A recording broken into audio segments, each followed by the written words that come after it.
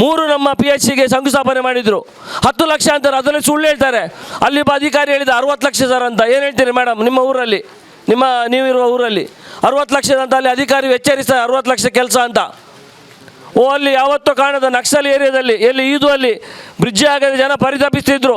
5 ಕೋಟಿ ರೂಪಾಯಿ ಬ್ರಿಡ್ಜು, ಇವತ್ತು ನಾಡ್ಪಾಲಲ್ಲಿ ಬ್ರಿಡ್ಜು, ಇವತ್ತು ನಮ್ಮ ಬೈಲೂರಲ್ಲಿ ನಾಡ್ದು ನಮ್ಮ ವೆಟರ್ನರಿ ಹಾಸ್ಪಿಟ್ಲಿಗೆ 50 ಲಕ್ಷ ರೂಪಾಯಿ ದುಡ್ಡು ಬಂದಿದೆ. ಇದೆಲ್ಲ ಯಾರೋ ದುಡ್ಡು? ಯಾರ ಸರ್ಕಾರ ದುಡ್ಡು? ಯಾರ ಯೋಜನೆ? ನಾವು ಭಾಳ ಗಂಭೀರವಾಗಿ ಅರ್ಥ ಮಾಡ್ಕೊಳ್ಬೇಕು. ಸುನೀಲ್ ಕುಮಾರ ಸುಳ್ಳಿಗೆ ಸತ್ಯದಿಂದಲೇ ಉತ್ತರ ಕೊಡಬೇಕು. ನಾವು ಸುಳ್ಳಿನಿಂದ ಬೇಡ ಉತ್ತರ ಕೊಡೋದು.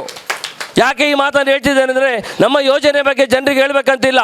ನಮ್ಮ ಇಂದಿರಾ ಗಾಂಧಿಯವರು, ರಾಜೀವ್ ಗಾಂಧಿಯವರು ಮಾಡಿಟ್ಟ ಡೆಪಾಸಿಟ್ ಖಾಲಿ ಆಯಿತು. ನಿಮ್ಗೆ ಗೊತ್ತಿದೆ ಪಾಪ. ಅವ್ರಿಗೆಲ್ಲ ಜನರಿಗೆ ಬೇಕಾದ ಬದುಕನ್ನು ಕಟ್ಟಿ, ಇವತ್ತು ನಾನು ಸಹ ಇದ್ದರೆ ಉಳುವನೆ ಒಡೆಯಿಂದ ಜಮೀನು ಸಿಕ್ಕಿ ಆ ಜಮೀನಲ್ಲಿ ದುಡಿದು ನಮ್ಮ ಅಜ್ಜಿ ಎಲ್ಲ ದುಡಿದು ನಮಗೆಲ್ಲ ಅನ್ನ ಹಾಕಿದ್ರಿಂದ ಎಲ್ಲ ಎಜುಕೇಷನ್ ಮಾಡ್ಕೊಂಡು ಈ ಹಂತಕ್ಕೆ ಬೆಳೆದಿದ್ದೇವೆ ಅಂತ ಹೇಳುವ ಆತ್ಮವಿಶ್ವಾಸ ಮತ್ತು ನಮಗೆ ಆ ಒಂದು ಏನು ಹೇಳ್ತಾರೆ ಆ ಘನತೆ ನಮಗೆ ಬೇಕು. ಯಾಕಂದರೆ ಹಿಂದೆ ಸುಮಾರು 50 ವರ್ಷದ ಹಿಂದೆ ಇಂದಿರಾ ಗಾಂಧಿಯವರು ಉಳುವನೆ ಒಡೆ ಮಾಡಿದಾಗ ಹೀಗಾಗಿತ್ತು. ಶೇಖರನ್ ಏನು ಹೇಳ್ತೀರಿ? ನಾವು ಉಳುವ ಭೂಮಿ ನಮಗೆ ಸಿಗೋದು ಹೌದಾ ಅಂತ? ಸಿಕ್ಕಿದ್ದು ಹೌದು, ಸತ್ಯವೂ ಹೌದು. ಆನಂತರ ಬಂಗಾರಪ್ಪನವರು ಕರೆಂಟ್ ಫ್ರೀ ಮಾಡಿದರು, ಎಲ್ಲ ಕರೆಂಟ್ ಯಾವುದಕ್ಕೆ? ಪಂಪ್ ಸೆಟ್ಟಿಗೆಲ್ಲ ಅಲ್ವ ಬಿಬ್ರರ್ಷೆ? ಅದು ಸತ್ಯವಂತ ನೋಡಬದರಿಸಿ. ಜನಾರ್ದನ ಪೂಜಾರಿಯವರು ಸಾಲ ಮೇಳ ಮಾಡಿದರು, ಆಗವೂ ಇದು ಸತ್ಯವಂತ ಆಯಿತು. ವೀರಪ್ಪ ಮೊಯ್ಲಿಯವರು CET ಮುಖಾಂತರ ಎಲ್ಲ ಇಂಜಿನಿಯರಿಂಗ್ ಮೆಡಿಕಲ್ ಮಾಡುವವರಿಗೆ ಫ್ರೀ ಸೀಟ್ ಮಾಡಿಕೊಟ್ರು, ಇದು ಸತ್ಯವಂತ ತಿಳ್ಕೊಳ್ಳಿ. ಇದೆಲ್ಲ ಮಾಡಿದ ಚರಿತ್ರೆ ಇದ್ದರೆ ಕಾಂಗ್ರೆಸ್ ಪಕ್ಷದ ಮೂಲಕ ಇದ್ದು. ಈಗ ಏನಾಗಿದೆ, ನಮ್ಮ ಜಿಲ್ಲೆ ದುರಂತ ಜಿಲ್ಲೆ ಉಡುಪಿ ಜಿಲ್ಲೆ. ರಾಜ್ಯದಲ್ಲಿ 31 ಜಿಲ್ಲೆ ಇದೆ. ನಮ್ಮ ಉಡುಪಿ ಜಿಲ್ಲೆಯಲ್ಲಿ ಒಂದು ಸಹ MLA ಇಲ್ಲ. ಉದಯ್ ಶೆಟ್ಟಿ MLA ಆಗ್ತಾರಾ, ವಿನಯ್ ಕುಮಾರ್ ಸೊರಕೆ MLA ಆಗ್ತಾರಾ, ಅಥವಾ ಗೋಪಾಲ್ ಪೂಜಾರಿ MLA ಮುಖ್ಯ ಅಲ್ಲ. ನಮ್ಮಲ್ಲಿ ಯಾರಾದರೂ ಪ್ರತಿನಿಧಿ ಇದ್ದಾರಾ ಅಂತ ಬಹಳ ಮುಖ್ಯ ರಾಜ್ಯಕ್ಕೆ. ಇವತ್ತು ರಾಜ್ಯದ ಜನರಿಗೆ ಕಾಂಗ್ರೆಸ್ ಪಕ್ಷ ಬೇಕು. ಯಾಕೆ ಬೇಕು? ಇವತ್ತು ಬಡ ಜನರ ಏನಾದರೂ ಕಣ್ಣೀರು ಒರೆಸೋದು, ಬಡ ಜನರ ಕೂಗಿನ ಬಗ್ಗೆ ಯಾರಾದರೂ ಕೇಳುವ ಕಿವಿ ಇದ್ದರೆ ಅದು ಕೇವಲ ಕಾಂಗ್ರೆಸ್ ಪಕ್ಷಕ್ಕೆ ಇರುವುದು ಅಂತ ನಮಗೆಲ್ಲರಿಗೂ ಆ ಸತ್ಯ ಗೊತ್ತಿದೆ. ಆದರೂ ನಾವು ಅದನ್ನು ಈ ತನಕ ಗಟ್ಟಿಯಾಗಿ ಮಾತಾಡಲಿಕ್ಕೆ ಹಿಂದೆ ಇದ್ದೆವು. ಇವತ್ತು ಸೇರಿದ ಖಾಲಿ ಒಂದು ಬಸ್ಸು ಬಿಡುಗಡೆ ಸೇರಿದ ಮಹಿಳಾ ಸಂಖ್ಯೆಯನ್ನು ಹಾಗೂ ಮಹಿಳೆಯರು ನೋಡೋ ನನಗೆ ತಮ್ಮ ಸಂತೋಷ ಆಯಿತು ಮನಸ್ಸಿಗೆ. ಯಾಕಂದರೆ ನಮ್ಮ ಪಕ್ಷ ಇನ್ನೂ ಗಟ್ಟಿಯಾಗಿ ಉಡುಪಿಯಲ್ಲಿದೆ, ಕಾರ್ಕಳ ತಾಲೂಕಿನಲ್ಲಿದೆ ಅಂತ ನಮಗೆ ಗಟ್ಟಿಯಾಗ್ತಾ ಉಂಟು. ಯಾಕಂದರೆ ಜನಪ್ರತಿನಿಧಿ ಅದು ಎಷ್ಟು ಕಷ್ಟ ಆಗ್ತದೆ ಅಂತ ಗೊತ್ತಾಗ್ತದೆ. ಈಗ ರಾಜ್ಯದಲ್ಲಿ 136 ಶಾಸಕರಿರುವ ಸುಭದ್ರವಾದ ಸಿದ್ದರಾಮಯ್ಯರು ಅಂದರೆ ಯಾರು? ಈ ದೇಶದಲ್ಲಿ 13 ಬಜೆಟ್ ಮಂಡಿಸಿದ ಯಾರೊಬ್ಬ ವೀರ ನಾಯಕನೂ ಇಲ್ಲ. ಅಂಥ ಒಬ್ಬ ನಾಯಕ ಇದ್ದರೆ ಸಿದ್ದರಾಮಯ್ಯ. ಅದೇ ರೀತಿ ನಮ್ಮ ಸರ್ಕಾರವನ್ನು ಜೈಲಿನಲ್ಲಿ ತಗೊಂಡೋಗಿ ಹಾಕಿದ್ರು ನರೇಂದ್ರ ಮೋದಿಯವರು ಮತ್ತು ಅಮಿತ್ ಶಾ ಅವರು. ಅಲ್ಲಿಂದ ಎದ್ದು ಬಂದು ಇಡೀ ಪಕ್ಷವನ್ನು ಕಟ್ಟಿದ DK ಶಿವಕುಮಾರ್ ಅವರ ನಾವು ಖಂಡಿತ ಅವರ ಶಕ್ತಿಯನ್ನು ನಾವು ಯಾವಾಗಲೂ ನೆನೆಸ್ಕೊಳ್ಬೇಕು. ಈ ಕಾಂಗ್ರೆಸ್ ಪಕ್ಷ ಅಂಥ ಸುಭದ್ರವಾದ ಕಾಂಗ್ರೆಸ್ ಪಕ್ಷ ರಾಜ್ಯ ಸರ್ಕಾರದಲ್ಲಿದೆ. ಇವತ್ತು ಇಲ್ಲೆಲ್ಲ ಬಾಯಿ ಬಂದಾಗ ಮಾತಾಡ್ತಾರೆ. ನಮ್ಮ ಇಲ್ಲಿ ಶಾಸಕರಿದ್ದಾರೆ ಸುನೀಲ್ ಕುಮಾರ್ ಅವರು ಮಾಡಿದ ಅವಾಂತರ 1-2 ನಿಮಗೆಲ್ಲ ಗೊತ್ತಿದೆ. ಅದನ್ನು ನಾನು ಪದೇ ಹೇಳಬೇಕು. ಯಾಕಂದರೆ ದಿನಾ ಬೆಳಿಗ್ಗೆ ಎದ್ದು ಕಾಂಗ್ರೆಸ್ ಪಕ್ಷಕ್ಕೆ ಬೈತಾರೆ. ಕಾಂಗ್ರೆಸ್ ಪಕ್ಷ ಕೊಟ್ಟಿಲ್ಲ, ಅನುದಾನ ಕೊಟ್ಟಿಲ್ಲ, ಅದು ಕೊಟ್ಟಿಲ್ಲ, ಇದು ಕೊಟ್ಟಿಲ್ಲ ಅಂತ. ದಿನ ಹಾರೆ ಪಿಕ್ಕಾಸಿಗಳು ಹೋಗ್ತಾರೆ. ವಾರ ಶನಿವಾರ ಐತಾರ ಬಂದವರು ಅಲ್ಲಿ ಮಾತ್ರ ಇರೋದು. ಅವರು ದಿನ ಶಂಕುಸ್ಥಾಪನೆ ಅಂತ ಹೋಗ್ತಾರೆ. ಮೊನ್ನೆ ಮುನ್ಕೂರಲ್ಲಿ ಹೋಗಿ 3 ನಮ್ಮ PHCಗೆ ಶಂಕುಸ್ಥಾಪನೆ ಮಾಡಿದರು. 10 ಲಕ್ಷ ಅಂತಾರೆ, ಅದರಲ್ಲಿ ಸುಳ್ಳು ಹೇಳ್ತಾರೆ.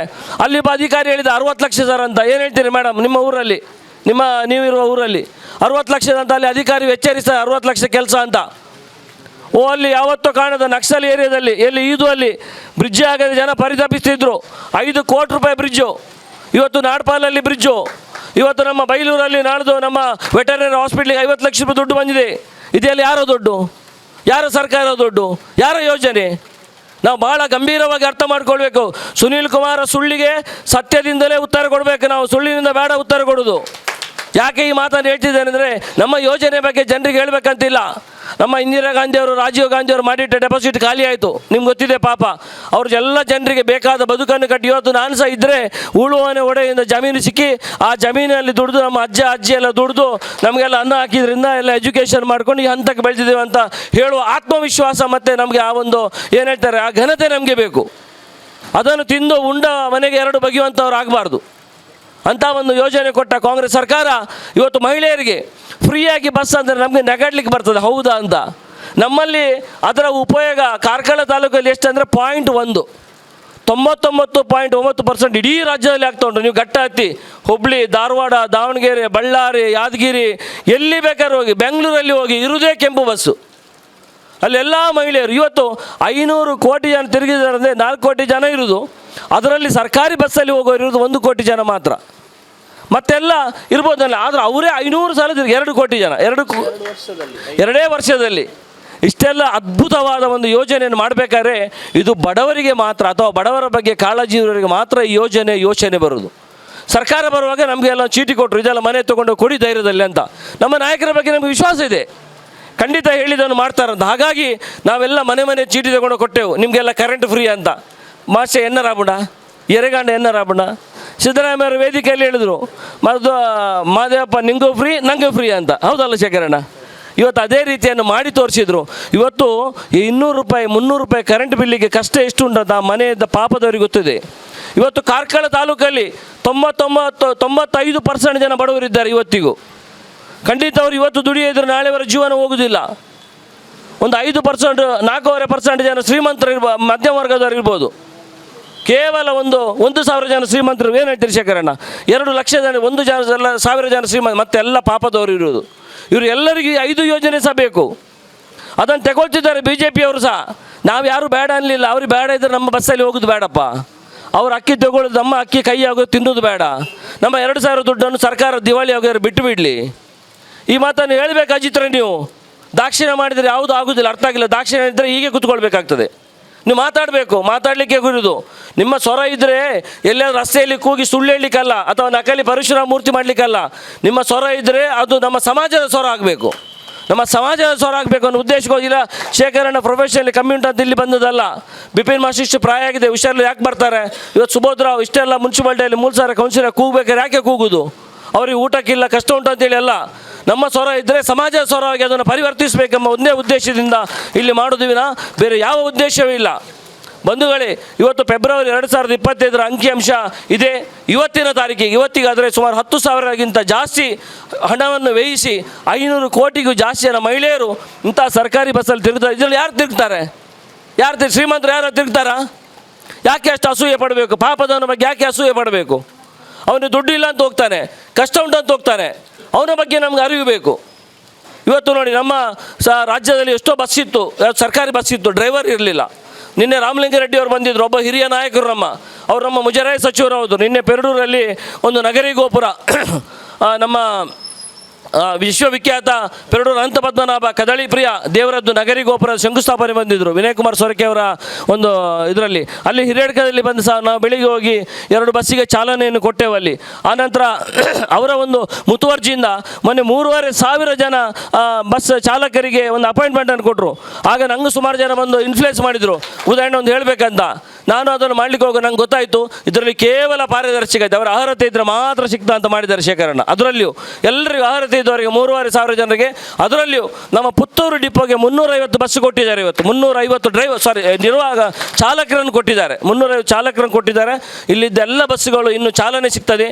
ನಿಮ್ಮ ಯಾವ್ಯಾವ ಹಳ್ಳಿ ಭಾಗಕ್ಕೆ ಬೇಕಂತ ಈಗಾಗಲೇ ನಮ್ಮ ಹತ್ರ ಪಟ್ಟಿ ಬಂದಿದೆ, 100 ಬಸ್ ಇದು ಬಂದಿದೆ. ನಮಗೀಗ ಸದ್ಯ 3 ಬಸ್ ಕೇಳಿದೆವು, ಈಗ 3 ಅಲ್ಲ, ಏಪ್ರಿಲ್ 9 ಬಸ್ ಕೊಡ್ತಿದ್ದಾರೆ. ಇಲ್ಲಿ ಸಹ 10 ಬಸ್ಸಿಗಿಂತ ಜಾಸ್ತಿ ಬರ್ತದೆ. ನೀವು ಅರ್ಥ ಮಾಡ್ಕೊಳ್ಳಿ, ಮಂಗಳೂರಿನಂಥ ಖಾಲಿ ಸಿಟಿಯಲ್ಲಿ ಬ್ಯಾಟ್ರಿ ಚಾಲಿತ 50 ಬಸ್ಸು ಬಿಡ್ತಾ ಇದ್ದಾರೆ. 50 ಬಸ್ಸನ್ನು ನಮ್ಮ ರಾಜ್ಯ ಸರ್ಕಾರದಿಂದ ಎಲ್ಲ ಮಕ್ಕಳಿಗೆ ಫ್ರೀ. ಎಲ್ಲ ಮಕ್ಕಳು, ಎಲ್ಲ ಶಾಲೆಯ ಮಕ್ಕಳು, ಯಾರು ಮಹಿಳಾ ಮಕ್ಕಳಿದ್ದಾರೆ ಅವ್ರು ಎಲ್ರಿಗೂ ಫ್ರೀ. ಅವ್ರು ಯಾವುದೇ ಶಾಲೆಯಿಂದ ಮಹಿಳೆಯರಿಗೆ ಅಥವಾ ಮಕ್ಕಳಿಗೆ, ಹೆಣ್ಣು ಮಕ್ಕಳಿಗೆ ಎಲ್ಲ ಫ್ರೀ ಆದ. ಅದೇ ರೀತಿ ಉಡುಪಿ ಜಿಲ್ಲೆಯಲ್ಲಿ ಮುಂದಿನ ದಿನದಲ್ಲಿ ಆ ಬಸ್ಸು ಬ್ಯಾಟ್ರಿ ಚಾಲಿತ ಬಸ್ಸು ಬರ್ತದೆ. ಹಾಗೆ ಸಹ ಈ ಭಾಗದಲ್ಲಿ ನೀವೆಲ್ಲ ಮನೆಯಲ್ಲಿ ಹೋಗಿ ನಮ್ಮ ಗ್ಯಾರಂಟಿ ಅನುಷ್ಠಾನ ಯೋಜನೆಯ ನಮ್ಮ ಎಲ್ಲ ಜನರಿದ್ದಾರೆ, 15 ಜನ ಇದ್ದೀರಾ, ತಾವೆಲ್ಲರೂ ಮನೆಗೆ ಹೋಗಿ ಇವತ್ತು ನಾವು ಕೊಡುವ ಗೃಹಲಕ್ಷ್ಮಿ ನಾವು ಹೆಮ್ಮೆಯಿಂದ ಹೇಳ್ತೇವೆ. ಪ್ರತಿ ಮಹಿಳೆಗೆ ಮನೆಗೆ 2,000 ರೂಪಾಯಿ ತಿಂಗಳಿಗೆ ಕೊಡ್ತೇವೆ ಅಂತ ಭಾಳ ಹೆಮ್ಮೆಯಿಂದ ಹೇಳ್ತೇವೆ. ಆ ದುಡ್ಡು ನಾವೇ ಕೊಟ್ಟದ್ದು ಅಂತ ಹೇಳಬೇಕು. ಇವತ್ತು ಅದನ್ನು ಕೇಂದ್ರ ಸರ್ಕಾರದ ಬಂದಂಥ ಸುಳ್ಳು ಹೇಳುವವರು ತುಂಬ ಜನ ಇದ್ದಾರೆ. ದಿನ ಬೆಳಿಗ್ಗೆ ಎದ್ದು ಸುಳ್ಳೇ ಅವರ ಮನೆ ದೇವರು, ಏನು ಮಾಡಲಿಕ್ಕಾಗ್ತದೆ? ಅದನ್ನು ಅಲ್ಲ ಅಂತ ಹೇಳಬೇಕಾದ್ರೆ ನಾವು ಸತ್ಯವನ್ನು ಹೇಳುವಷ್ಟಾದ ಧೈರ್ಯ ನಂಗೆ ಬೇಕು. ಅದು ಹೇಳದಿದ್ದರೆ ಖಂಡಿತ ಬದುಕಿಲ್ಲ ಬಂಧುಗಳೇ. ಹಾಗಾಗಿ ಆ 2,000 ದುಡ್ಡು ಇರ್ಬೋದು, ನಮ್ಮ ಸಿದ್ದರಾಮಯ್ಯ ಅವರು 2013ರಲ್ಲಿ ಪ್ರಾರಂಭ ಮಾಡಿದ ಅನ್ನಭಾಗ್ಯ ಇರ್ಬೋದು, ಯಾರು ಬರುವ ಹಸಿವಿಲ್ಲದೆ ಉಣಬಾರ್ದಂತ, ಯಾರೊಬ್ಬ BJP 1 kg ಅಕ್ಕಿಯನ್ನು ನಮ್ಮ ಸೊಸೈಟಿಯಲ್ಲಿ ಬಿಟ್ಟು ಹೋಗಿಲ್ಲ. ನೀವು ಅರ್ಥ ಮಾಡ್ಕೊಳ್ಬೇಕು. ಇವತ್ತು ಅದು ಮಿಸ್ಯೂಸ್ ಆಗ್ತದೆ, ಹಾಳು ಮಾಡ್ತಾರಂತೇಳಿ 5 ಕಿಲೋ ಅಕ್ಕಿ, 5 ಕಿಲೋ ಕಿಟ್, ಬೇರೆ ಚಾಹುಡಿ, ಸಕ್ಕರೆ, ಬೇಳೆ, ತೊಗರಿ, ಬೇರೆ ಬೇರೆ ಅದನ್ನು ಮಿಕ್ಸ್ ಮಾಡಿ ಕೊಡುವಂಥ ವಿನೂತನವಾದ ಯೋಜನೆ. ನೀವು ಎಣಿಸಿ, ಇದು ಎಲ್ಲಿಯಾದರೂ ಯಾರಾದರೂ ಎಣಿಸ್ಲಿಕ್ಕಾಗತ್ತಾ? ಯಾರಿಗಾದರೂ ಎಣಿಸಿ ಸಾಧ್ಯ ಉಂಟು? ಕೊರೋನಾ ಬಂದು ಬೇರೆ ಬೇರೆ ವಿಧದಲ್ಲಿ ಜನ ಪರಿತಪಿಸ್ತಿದ್ದಾರೆ. ಅವರ ಮಕ್ಕಳನ್ನು ಅಲ್ಲಿ ಇವತ್ತು ಶಾಲೆ ಕಳಿಸ್ತಿದ್ದಾರೆ. ಅವರು ಸೊಸೈಟಿಯಲ್ಲಿಯೋ ಎಲ್ಲಿಯಾದರೂ ಬ್ಯಾಂಕಲ್ಲಿಯೋ ಕೈ ಸಾಲ ತಗೊಂಡು ಎಲ್ಲ ಜನ ಕಷ್ಟದಲ್ಲಿದ್ದಾರೆ. ಅದೇ ರೀತಿ ಟ್ಯಾಕ್ಸ್, GST ಬೇರೆ ಬೇರೆ ಬರೆಯಿಂದ ಅವತ್ತು ಮನಮೋಹನ್ ಸಿಂಗ್ ಅವರು GSTಯನ್ನು ಜಾರಿ ತರುವಾಗ ಬಹಳ ವಿಶೇಷವಾಗಿತ್ತು. ಅದನ್ನು ವಿರೋಧಿಸಿದರು. ಮತ್ತು ಅದಕ್ಕೆ 10 ಪಟ್ಟು ಪುನಃ ಸೇರಿಸಿ ಇವರೇ ಜಾರಿಗೆ ಮಾಡಿದರು. ಆವತ್ತು ಆಧಾರ್ ಕಾರ್ಡ್ ಕಾಂಗ್ರೆಸ್ ತಂದದ್ದು, ಆಗ ತರುವಾಗ ಸಹ ಇವರು ನನ್ನ ನಿಲ್ಕಣಿ ಅವರು ಮಾಡುವಾಗ ಅದಕ್ಕೆ ವಿರೋಧ ಮಾಡಿದರು. ಇವರು ಬಂದ ಮೇಲೆ ಅದನ್ನು ಜಾರಿ ಮಾಡಿದರು. ಎಲ್ಲ ಕಾಂಗ್ರೆಸ್ ಸರ್ಕಾರದ ಏನು ಕನಸಿನ ಒಂದು ಯೋಜನೆಗಳಿವೆ ಅದಕ್ಕೆ ಒಂದಷ್ಟು ಟ್ಯಾಕ್ಸನ್ನು ತುಂಬಿಸಿ ಹಾಳು ಮಾಡಿ ಇವರು ಪುನಃ ಜಾರಿ ಮಾಡೋ ಕೆಲಸವನ್ನು ಮಾಡಿದ್ದಾರೆ. ಅದರಿಂದ ತಾವೆಲ್ಲ ಅರ್ಥ ಮಾಡ್ಕೊಳ್ಬೇಕು, ರಾಜ್ಯದಲ್ಲಿ ಸುಭದ್ರವಾದ ಕಾಂಗ್ರೆಸ್ ಸರ್ಕಾರ ಇದೆ. ಮುಂದಿನ ದಿನದಲ್ಲಿ ನಮ್ಮಲ್ಲೆಲ್ಲ ಲೋಕಲ್ ಬಾಡಿ ಚುನಾವಣೆಗಳು ಬರ್ತವೆ. ಮುನ್ಸಿಪಾಲ್ಟಿ ಇದೆ, ನಮ್ಮ ಹತ್ರ 11 ಸದಸ್ಯರಿದ್ದಾರೆ.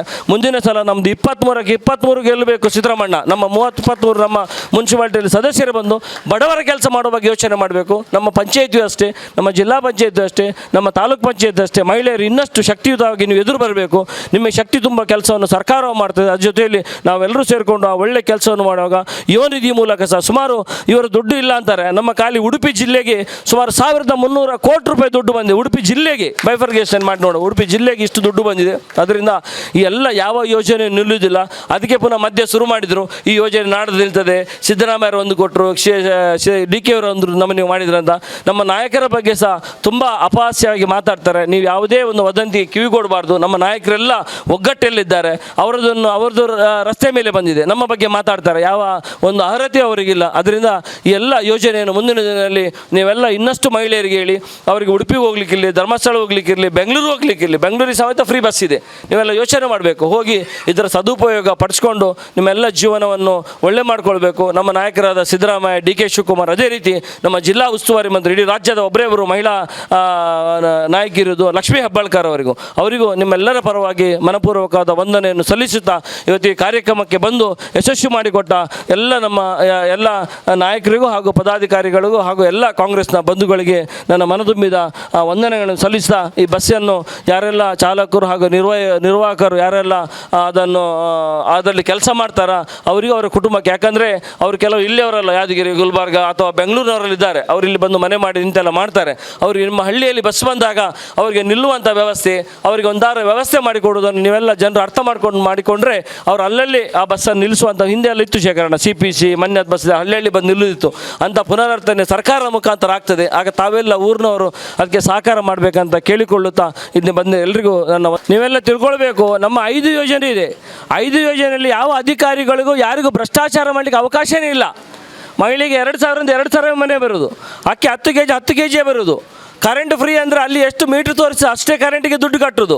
ಬಸ್ಸಿನಲ್ಲಿ ಹೋದೋದು ಯಾರು ಟಿಕೆಟ್ ಸಮೇತ ಇಲ್ಲ, ಲೆಕ್ಕಾಚಾರ ಮಾತ್ರ. ಯುವನಿಧಿ 3,000 ಮನೆಗೆ ಬರೋದು. ನೀವು ನೋಡಿ, ಅದ್ಭುತವಾದ, ವಿಶ್ವದಲ್ಲೇ ಇಂಥ ಯೋಜನೆ ಆಗಲಿಕ್ಕಿಲ್ಲ. ನಮ್ಮ ಕರ್ನಾಟಕದಲ್ಲಿ ಯೋಜನೆ ಹಾಕಿದ ನಂತರ ಇವರು ಮತ್ತೆ ಎಲ್ಲ ಕಡೆ ಇಡೀ ರಾಜ್ಯ ದೇಶದಲ್ಲಿ ಬೇರೆ ಕಡೆ ಎಲ್ಲ ಮಾಡಿ ಸರ್ಕಾರ ತಂದು ವಾಮ ಮಾರ್ಗದಲ್ಲಿ ಎಲ್ಲ ಈಗ ಅಧಿಕಾರ ಆಗ ಸುರಿಗೆ ಹೇಳ್ತಿದ್ರು. ನಮ್ಮವರಿಗೆ ಎಷ್ಟೆಲ್ಲ ತಮಾಷೆ ಮಾಡ್ತಾಯಿದ್ರು, ಎಷ್ಟು ಕೀಳರಿ ಮೇಲೆ ಮಾತಾಡ್ತಿದ್ರು. ಅದಕ್ಕೆ ನಮ್ಮ ಮಹಿಳೆಯರ ಸ್ವರ ಈ ಒಂದು ಭಯಂಕರ ಸ್ವರ ಆಗಬೇಕು. ಅದು ಸ್ವರ ಆದರೆ ಮಾತ್ರ ನಮ್ಮ ಗೆಲುವು ಎಲ್ಲ ಸ್ತರದಲ್ಲಿ ಸಾಧ್ಯ ಇದೆ. ಅದಕ್ಕಾಗಿ ನೀವೆಲ್ಲ ಸಿದ್ಧರಿದ್ದೀರಿ ಎಂಬ ಒಂದು ಸಂದೇಶವನ್ನು ಕೊಟ್ಟಿದ್ದೀರಿ. ಮುಂದಿನ ದಿನದಲ್ಲಿ ಖಂಡಿತ ಅದು ಸಾರ್ಥಕತೆ ಆಗಲಿ ಅಂತ ನಾನು ಆಶಿಸ್ತೇನೆ.